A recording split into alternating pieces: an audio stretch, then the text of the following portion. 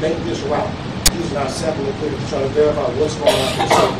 So those numbers are a little bit inflated based on, we're going out there based on someone who's made a call in the past. And we continue to go out there and look at that source, trying to find out what it is.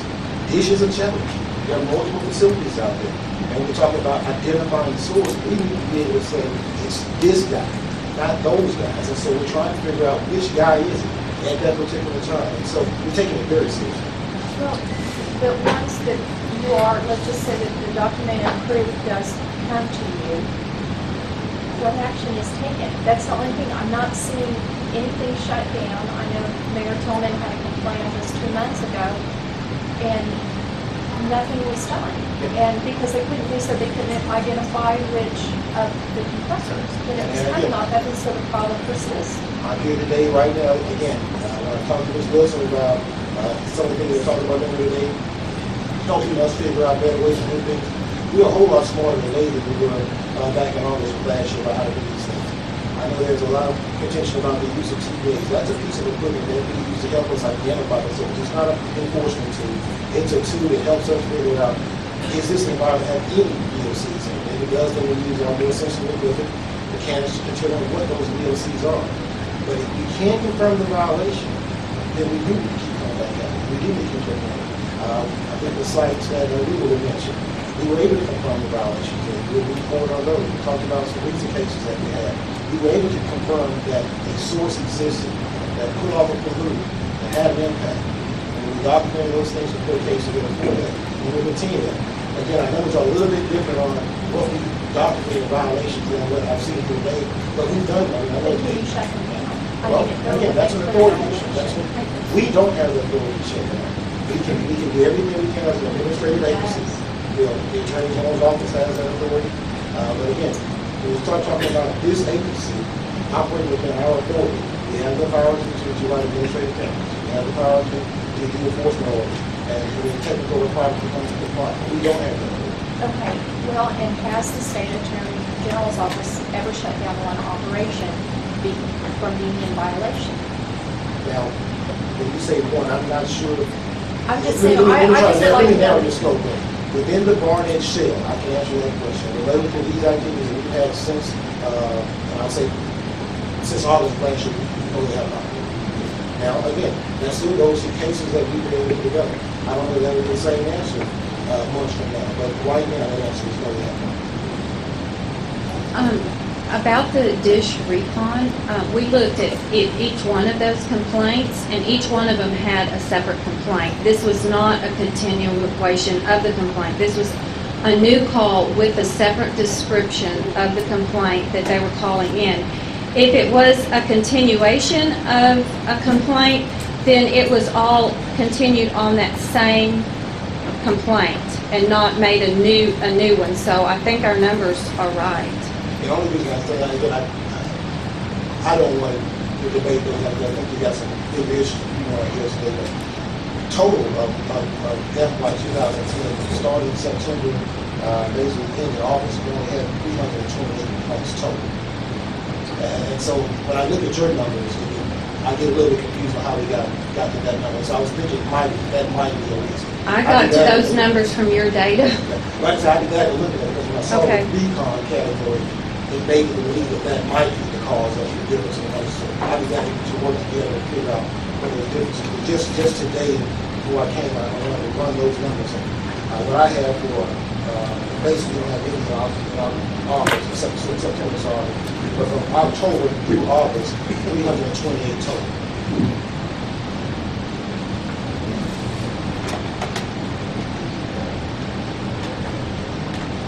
We have a more sensitive. Okay, Faith.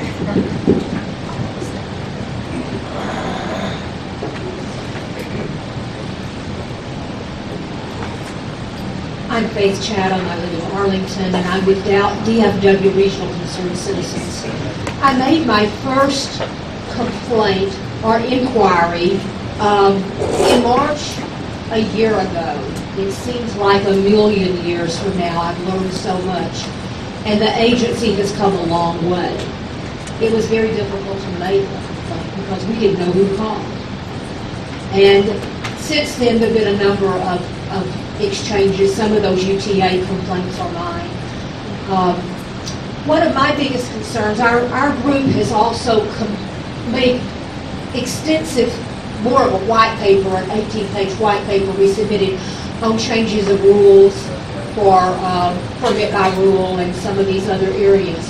One of my biggest concerns is what happens after TCEQ has gone out, acquired the data, identified the source, and then it goes back into the chief toxicologist.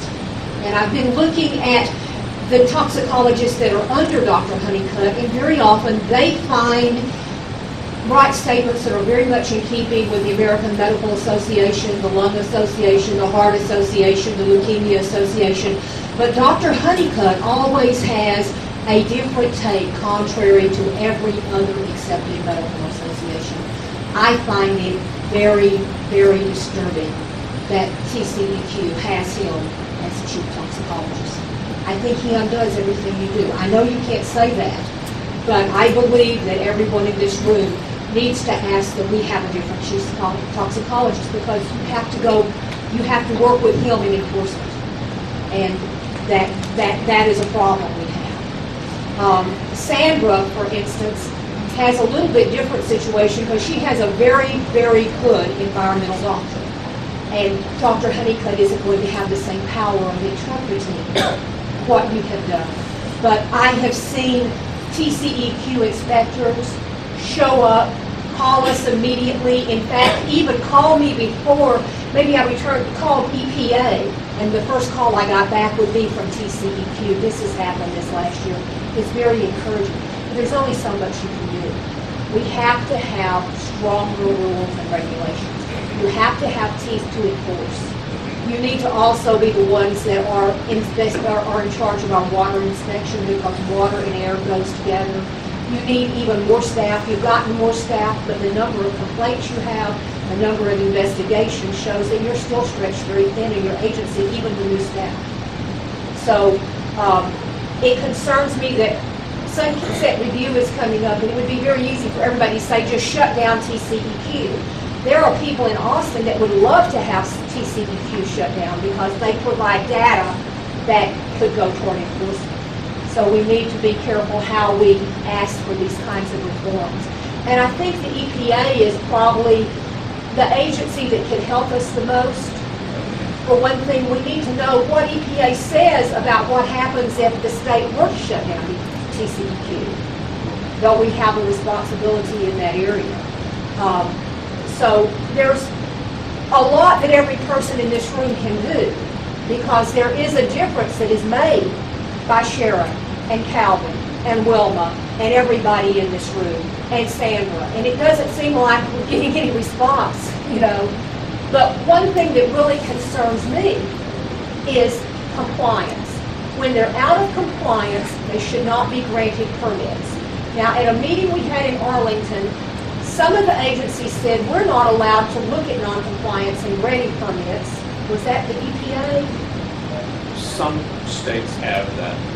You know, you have to have the spelled out in your rules what you can look at. Sometimes there are rules that don't allow you to do that. I think from the federal level, we need to have it changed so that they have to look at noncompliance as a reason for not granting additional wells. For instance, at UTA, we have 26 wells.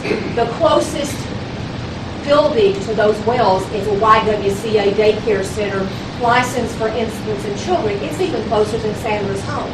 These children's playground is right by there. People raised the money to put this daycare center on the UTA campus to handle the workforce, you know, women going back to work in the university. And right after they did that, the university agreed with Carrizo to put a pad site with 26 wells. Now they want to add 13 more. And we have evidence that in Sandra's blood, there are the emissions from that pad site. And she lives inside. She's not someone who's outside doing a lot of things, you know, not like these children. So we have to have the children's blood as the evidence before we do something. And that, I think, is what we have to really look at. And I really would like to commend everyone in this room, because we all are part of the Army here. And if we don't do it, nobody else is going to do it for us.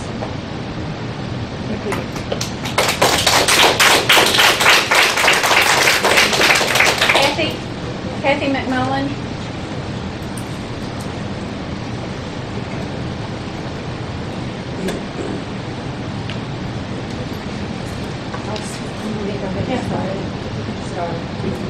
This is just a video. My name's Kathy McMullen. I live at 805 Ector in Denton, Texas.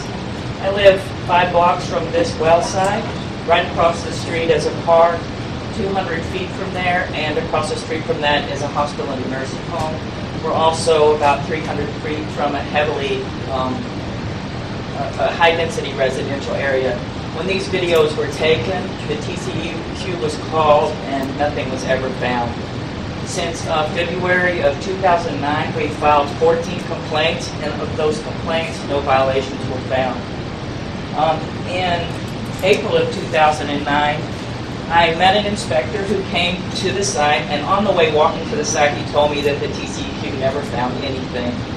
The complaint was made early in the day, and this just as part of the process that the 12-hour response is a problem, that he noted visible emissions with a dense opacity emitted from the diesel engines due to the fact that the observations of visible emissions was during a twilight. Method 9, a visible determination of the emissions was not conducted, so no violation was noted in that case. Another one, acid odor causing headaches and sore throat, no violations. The curtain around the facility and the smoke alleged that there was a gasoline odor, no violations noted. The investigator noted visible emissions with a dense opacity emitted from diesel engines on the drilling site. The smoke appeared to be cleaning at 80% at 1 to 2 second bursts every 5 minutes. No violations were noted. Burning, eyes, and coughing, no violations were noted. The complainant alleged that odors and black emissions from the drilling site were causing burning of the eyes and lungs. No violations noted. Emissions over the weekend were so strong that it made the complainant nauseated. No violations noted. I think part of the problem also is that there is a strong lack of respect from these drilling operators. On 2 occasions, I called. There was a toxic mud spill that I had to report. When the investigator came out, the investigator was told by the workers where to locate the site manager. The investigators were not able to locate the site manager, or were being ignored by the workers, only to be referred back to the site manager. No name for the site manager was given to the investigator. While on the site, the investigator observed light diesel odor on the rig site and observed black exhaust. This is the mud spill. Also, a bobcat operating at the drilling site was moving dirt and mud around, and the workers stated it was drilling mud spill and they were cleaning it up. Due to the fact that the investigator did not observe odors impacting off-site receptors, no violations were noted. There was also an investigator who went out when they were fracturing.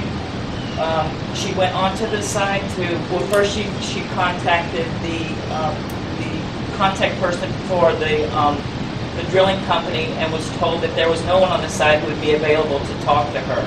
She went to the site. They told her she could not come onto the site because there were flowback from the well site, and that they could not conduct any kind of air testing on the site at that time. So to me, it kind of seems like there's a little lack of respect in that when you go onto a site, you're the regulator, but they're not even allowing you on the site to do these things. I know that there are new rules up for the railroad, for the